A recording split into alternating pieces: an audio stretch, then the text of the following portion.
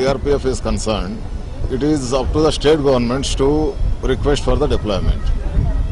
The CRPF is never deployed unilaterally by the CRPF organization or the Government of India or Ministry of Home Affairs.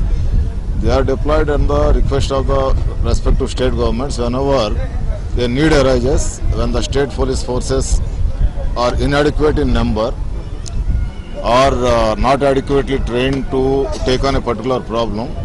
In that case, whenever the state governments request for the deployment of CRPF units, then the Government of India through Ministry of Home Affairs deploy them for a specific period.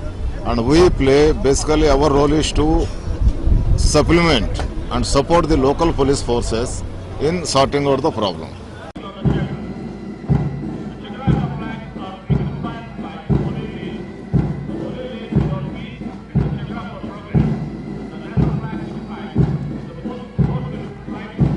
Absolutely no question of any deficiencies. See, you must understand that in fighting any armored rebel outfit, which includes the Maoist cadres, involves lot of restraint on the part of the police forces. Because when we hit back, when we are attacked only, we will fire back, and then when we fire back, we must see that only the armored cadres get hit, not any innocent. So as a consequence, our people will have to exercise a lot of restraint, in which sometimes our people get martyred also, in order to uphold the sanctity of the democratic systems and to protect the human rights.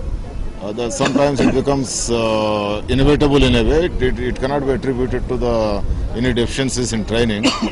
And training is a continuous process. Even after passing out also, you keep learning various tactics. It was very badly affected by left-wing extremism due to a variety of reasons which we need not go into at this point of time. But on a professional front, what I want to say is that to a great extent, the Maoist movement was controlled in Jharkhand by the state police force with the help of the CRPF, and its spread is restricted now, and its violent activities were controlled to a large extent, and there is no fresh recruitment to the Naxal cadres nowadays. Those whoever are there, they were also deserting the Naxal movement.